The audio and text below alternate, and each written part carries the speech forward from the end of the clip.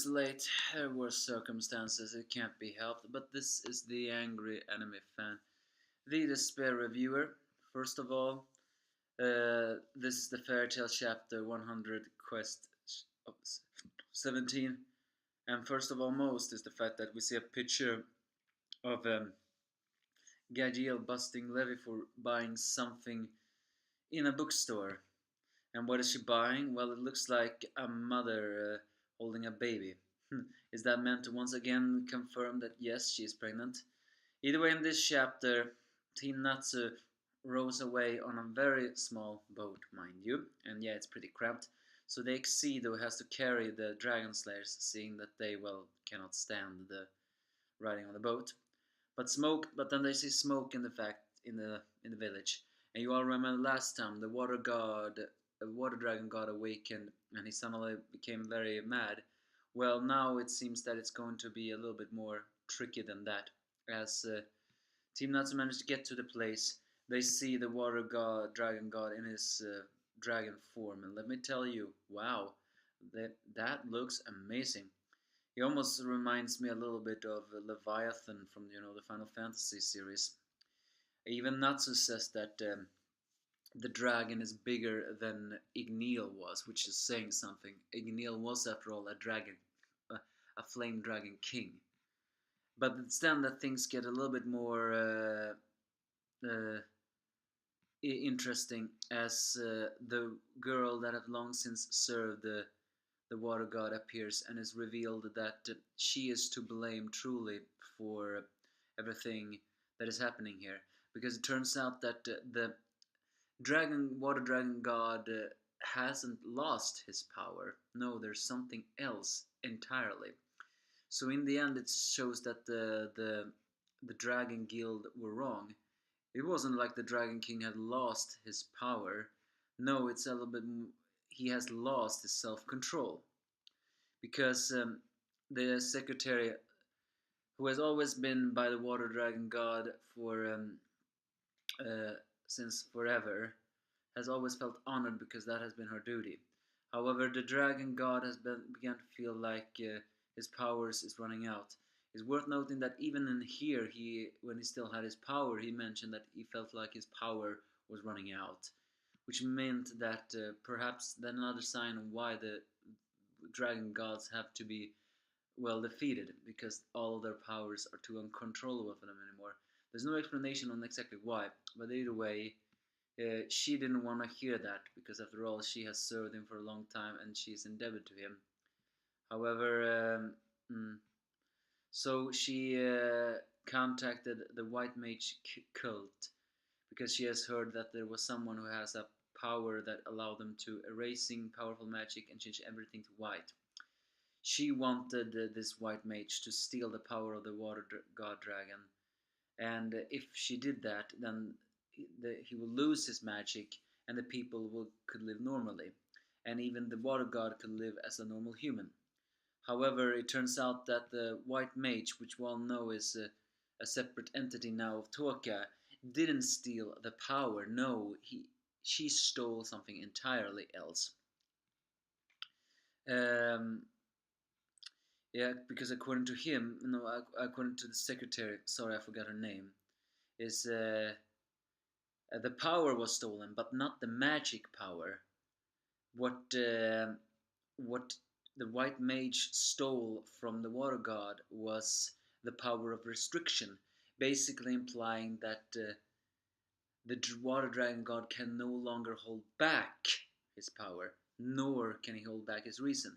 The white mage is apparently not only capable of erasing magic from another person, but can even control them as a puppet. Because yes, it does confirms it here. As Toka awakens, it's then revealed that this is Toka's personality now. And she begins to say that yes, she did want to meet Natsu-sama. I guess it does. I guess the story about Natsu having saved Toka wasn't so far fetched after all. But that's a story for another day. Is she also wanted to find Wendy, because she doesn't well, it's more like I think she don't have time to say that, but her body was taken over by the White Mage, so we do not know how the White Mage truly looked like, nor do we know her real name. But she thought if she could meet Wendy, she could perhaps be separated from the White Mage. However, the White Mage takes control and destroys the cuffs, and says that she can actually the White Mage actually detects that Wendy is close to the servant, who is currently the Water God Dragon, and she intends to turn entire Fairy Tale Guild into her servants. So, well, what is this gonna mean? I don't know, but it can certainly mean one thing, though. As I said before, the fairy tale of the guild and Team Natsu seems to each have their own adventure. Can they stop the White Mage before she turns the entire guild into slaves, or anything? Or can Team Natsu stop the Water God? Because apparently, mm, the Water God has lost all reason and now is controlled by the White Mage. So even though she doesn't want to, she begs Team Natsu to slay the Water God, which puts Natsu in a conflicted feeling, especially since he remembers what the Water God says, that he was on the road to existence. So this is indeed a sadistic choice, so to speak. The secretary lady wanted Team Natsu out of here. In the end, all she wanted was for to keep on living together with the Water God, because she was indebted to him. But he knew his time was running out. So she risked something by using the White Mage. However, the White Mage couldn't be trusted because she didn't take the power, she took the power of his reason. And now he is a rampaging dragon that the White Mage can actually control on a distance. And she intends to do the same to Fairy Tail Guild. So the question is here now, how do they stop all this? It does seem in the end that the Dragon Eater Guild was wrong. The power of the Water God is still there. So, yeah, Natsu didn't want to defeat the Water God, even though the Water God said that he had to be defeated. So, whatever is not up now, it is not a show of prettiness. Perhaps if Fairytale Guild could defeat the White Mage, then perhaps they can take control of the situation.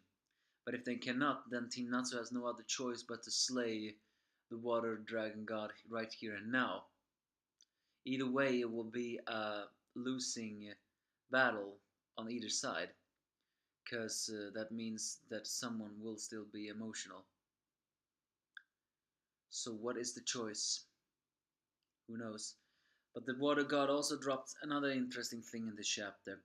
He said he was fully prepared to tell the next sender of, the El Cerberion that he would accept his death if a new sender of the 100-year quest will come. Once again, implying that maybe all of the dragon gods are a little bit uncontrollable. But yeah, the antagonists of this arc is the White Mage and the Dragon Eater, and we'll undoubtedly see the Dragon Eaters again. Now's the question though, will Team Natsu slay the Water God? And if they do, will the Dragon Eater suddenly pop up and decides to eat his corpse and take his power after all? If they do that, I will be kind of pissed off, but it does make sense that they will do that. So yeah, it was a pretty emotional chapter in that situation. But Toka is confirmed to really be obsessed with Natsu, maybe. But she doesn't know, but we don't know why the White Mage took over Toka. But it does seem to imply that yes, Toka and White Mage are not the same person. So give me your thoughts if you have any.